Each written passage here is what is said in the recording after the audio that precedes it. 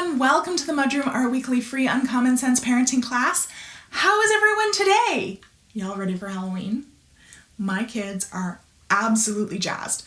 Our 15-year-old neighbor offered to take them trick-or-treating with some of their friends, and they absolutely cannot wait.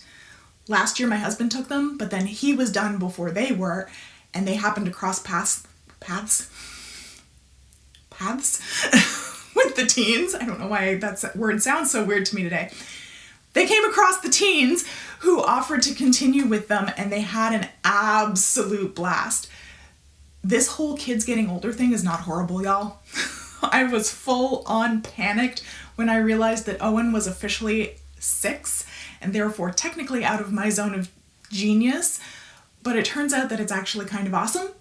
I'm getting to see all of that hard work that I put in during their early years really come to fruition and blossom, and almost every day I see them use a skill that I've been reinforcing for years, and they're using it to be more independent.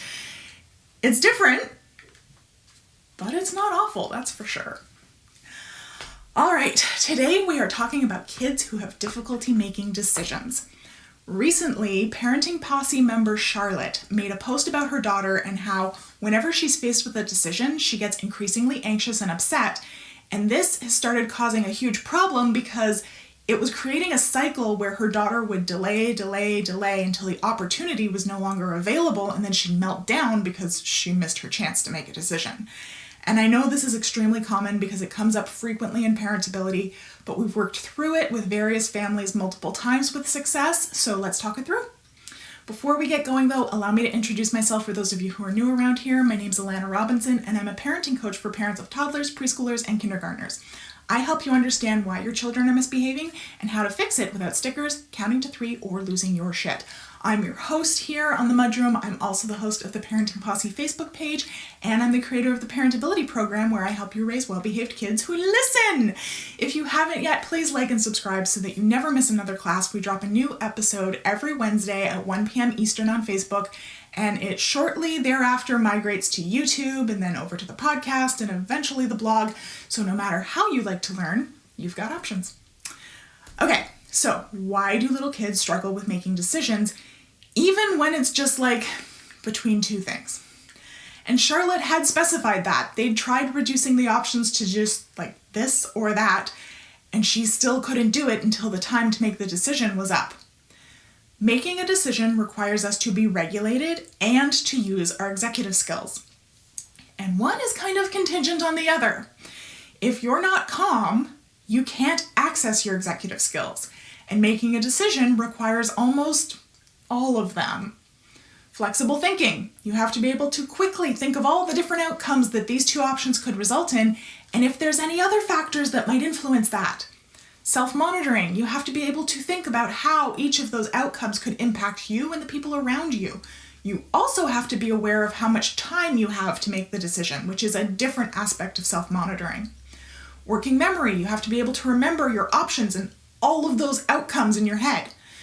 Planning and prioritizing. You then have to take all of those potential outcomes and all of the factors that might impact you and others and prioritize them based on your values and concerns.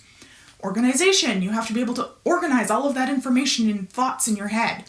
And task initiation. It's actually making the decision and then doing it.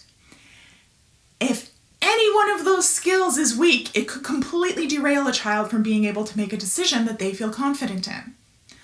Charlotte had mentioned that often she'll try to talk her daughter through the decision-making process and make suggestions, but they're almost always dismissed. And this brings us back to regulation. When a child is dismissing suggestions from adults before even really considering them, like when you say something and it's clear that it just didn't penetrate, it's pretty obvious that they aren't regulated. A regulated child, if they're struggling with using a weak skill, will still give you feedback. Do you like sweet or sour better? Sour, but what does that have to do with picking dinner? They can't necessarily connect the information on their own because their skills are weak, but they aren't dysregulated either. A child who is dysregulated is just going to reject everything because the limbic system doesn't have any reason.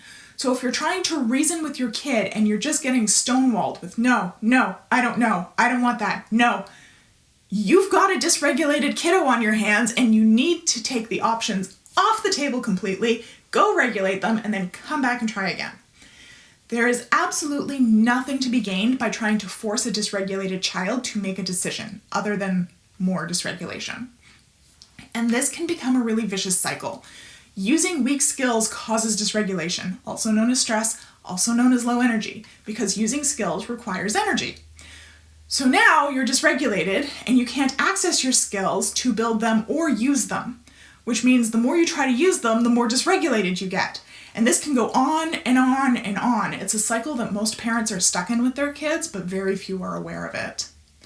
Now in parentability, we stick a spoke in that wheel by first regulating a child, setting up that regulation cycle that is going to be a standard part of their day so that 1, they learn to self-regulate, and 2, they always have a refill of energy that's just around the corner. Once we get them regulated, then we work on building up those skills using daily fun practice. Most kids don't get to use their skills unless it's do or die. There's something on the line. People are watching them, they're trying to meet an expectation, and they just can't. So it's not unusual for children to stall out when attempting to use their skills because now it's associated with failure and stress. So by practicing them playfully in very short increments every day, where there's no expectations, if you're successful, awesome. If you're not, oh well, we'll try again tomorrow. We start to rewire the brain to have a positive association with those skills while making them stronger. Before we finish up here, I quickly want to talk about anxiety because I know I'm going to get questions about it. Anxiety is a biological stressor. Anxiety is our nervous system's inability to regulate in a fabricated or anticipated scenario. You're thinking about what could happen, and your nervous system is reacting as though it is happening to you right now. And there's a spectrum. Some anxiety is expected and normal. We all experience it when new unpredictable situations come up. Chronic anxiety, also known as clinical anxiety, is on a whole other level though. It's often comorbid with other clinical diagnoses such as depression, and it's biological. Your nervous system can't regulate because of a hormone imbalance. You can't externally regulate a child out of clinical anxiety. It has to be addressed medically. So if you've been trying to regulate your anxious child externally and it's just not helping, it's time to talk to your doctor. If you're ready to come and join us in Parentability, awesome. I strongly suggest that you check out my free class first so that you have a nice full picture of the process. If you know you've got to figure out this regulation thing, but you're not totally ready to jump into Parentability, go check out the Regulation Cycle Workshop. It'll walk you through the basics of setting up a regulation cycle, and if you decide that you'd like that higher support of Parentability after the fact, you can absolutely apply the full cost of the workshop towards your first month of Parentability. The link for both are in the description. Have a fantastic day, everyone. I will see you in November for more Uncommon Sense parenting classes. Bye.